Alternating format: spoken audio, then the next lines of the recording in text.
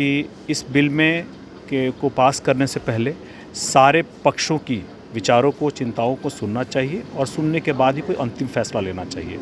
ऐसे में सरकार ने हमारी मांग को मानते हुए इसको जेपीसी को रेकमेंड कर दिया था। नमस्कार, दर्श न्यूज़ देख रहे हैं आप और मैं हूं आपके साथ दक्षा प्रिया। लेटरल एंट्री का जो मामला लगातार उठ रहा था, उसको लेकर चिराग पासवान ने भी कई तरह की बातें की हैं। इस वक्त लोक जनशक्ति पार्टी रामविलास के सांसद अरुण भारती जी हमारे साथ मौजूद है। लेटरल एंट्री को लेकर जो मामला सर उठ रहा था, उसको लेकर के अब कहा गया कि रिव्यू किया जाएगा, किस तरीके से देखते हैं? देखिए, पिछले शनिवार को सरकार की तरफ से 45 पदों के लिए एक लेटरल एंट्री की नियुक्ति निकली थी और चूँकि इसमें आरक्षण के प्रावधानों का इसमें कहीं से मेंशन नहीं था, तो हमारे समाज के लोगों की थोड़ी चिंताएं थी, जिसको हम लोगों ने, हमारे राष्ट्रीय अध्यक्ष जी ने बड़ी मजबूती के साथ प्रधानमंत्री जी के समक्ष रखा।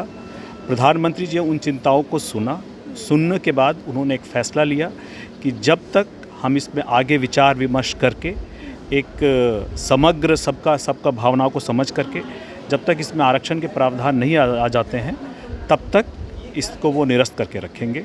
और इसके लिए माननीय प्रधानमंत्री श्री नरेंद्र मोदी जी का हमारी चिंताओं को सुनने के लिए, समझने के लिए और उस पर कदम उठाने के लिए बहुत बहुत धन्यवाद है हमारी तरफ से, हमारी पार्टी की तरफ से। मुस्लिम समुदाय के लोगों की अगर बात करें तो आज एक बड़ी बैठक हुई है, जिसका जिक्र आप लोगों ने प्रेस कॉन्फ्रेंस में भी किया है। क्या कुछ बातें?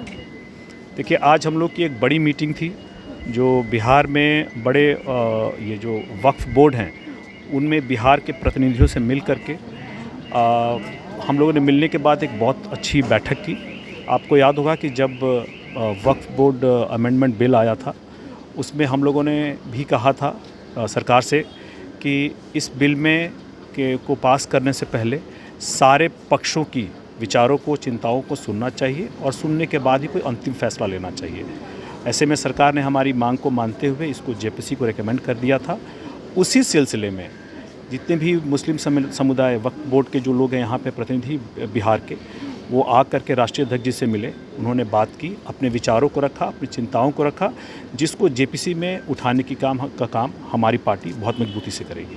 अच्छा, SC/ST जो लोग हैं, उनकी तरफ से कल भारत बंद भी किया जा रहा है। जी बिल्कुल। देखिए, जिस मकसद को लेकर के ये बंद बुलाया गया है, उसका निराकरण हमारे राष्ट्रीय अध्यक्ष जी ने प्रधानमंत्री जी से मिल करके सरकार से पहले ही आश्वासन ले लिया था कि सरकार भी आरक्षण में उपवर्गीकरण के खिलाफ है और आगे कुछ ऐसा नहीं करने जा रही है जिसमें आरक्षण में किसी तरह का कोई आँच आए। लेकिन बहरहाल, चूँकि हम लोग लोकतंत्र में रहते हैं, लोकतंत्र में सभी को अपनी बात रखने का, अपने विचार रखने का, अपनी चिंताओं को रखने का, अपने विरोध को जाहिर करने का अधिकार है, जिसके लिए बिल्कुल स्वतंत्र है और सब जाकर इसको अपने अधिकार का प्रयोग कर रहे हैं, तो उसमें सबका स्वागत है। चौकीदार दफादारों की अगर बात करें तो पिछले दिनों आपने उनसे मुलाकात की थी, उनको आश्वासन भी दिया था कि उनकी मांगें ज़रूर पूरी की जाएंगी।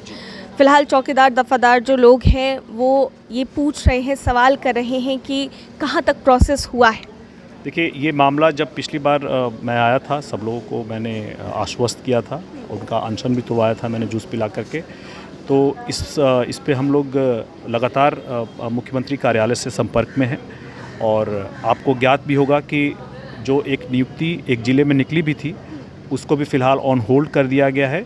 ये मामला विचाराधीन है और हमको लगता है कि कुछ और कंसल्टेशन के बाद हम लोग एक सकारात्मक इसमें समाधान ले आएंगे जो सारे पक्षों को मंजूर होगा। एक आखिरी सवाल, झारखंड का विधानसभा चुनाव, अब इसमें ज़्यादा वक्त नहीं है और ऐसे में लोक जनशक्ति पार्टी रामविलास की क्या कुछ तैयारी? हम लोग भी झारखंड में विधानसभा चुनाव की तैयारी कर रहे हैं। हमारी पार्टी बहुत मजबूती से लगी हुई है।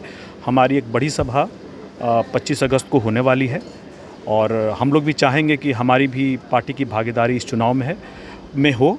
बहरहाल कितनी सीटों पे कौन लड़ेगा, ये बातें गठबंधन में तय होंगी और एक बार तय होंगी तो आपको भी बता दी जाएंगी। लेकिन हमारी आकांक्षा है कि हम लोग झारखंड के विधानसभा चुनाव में जरूर शिरकत करें। एक और सवाल, सुनील पांडे जी ने जिस तरीके से बीजेपी ज्वाइन किया, तो राष्ट्रीय लोक जनशक्ति पार्टी को इससे काफ़ी ज़्यादा आपत्ति? देखिए, इसमें राष्ट्रीय लोक जनशक्ति पार्टी को सोचना है कि उनको अपने विचारों के बारे में सोचना है, अपनी पार्टी के बारे में सोचना है, अपने नेताओं के बारे में सोचना है। और मैं तो ये कहूँगा कि इन सब चीज़ों को ध्यान में रखते हुए उनको आगे की अपनी रणनीति तय करनी चाहिए।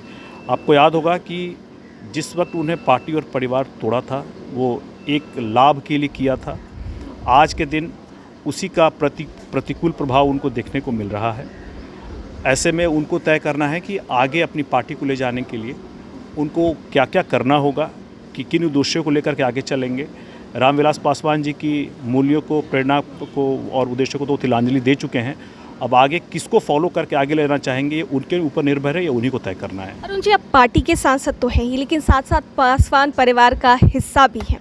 तो अगर चाचा जी उधर से पहल करते हैं कि हम एक बार फिर से साथ आना चाहें, जो भी हुआ उन बातों को भूल कर, तो क्या चिराग पासवान जी हो या फिर आप हो, तो क्या उनको साथ में लेकर आएंगे?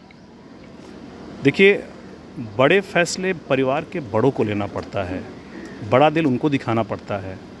तो मैं तो ये कहूँगा कि एक बार आएँ यहाँ पे। अभी मेरी सासू माँ यहीं पे हैं, उनकी भाभी माँ यहीं पटना में ही है। आए, जा कर के मिले, अपनी बात रखें, माफ़ी मांगे, चिराग को गले लगाए। देखिए, लहजा उन्होंने बदला है, दिल भी बदलें, तब पता चलेगा।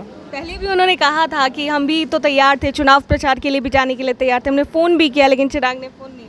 कहने के लिए तो उन्होंने ये भी कहा था कि चिराग हमारा खून नहीं है। देखिए, दोनों विरोधाभासी बात करने से नहीं चलेगा, उनको अपने एक्शन से भी दिखाना पड़ेगा। तो सिर्फ बात कर रहे हैं, कुछ कर तो नहीं रहे हैं।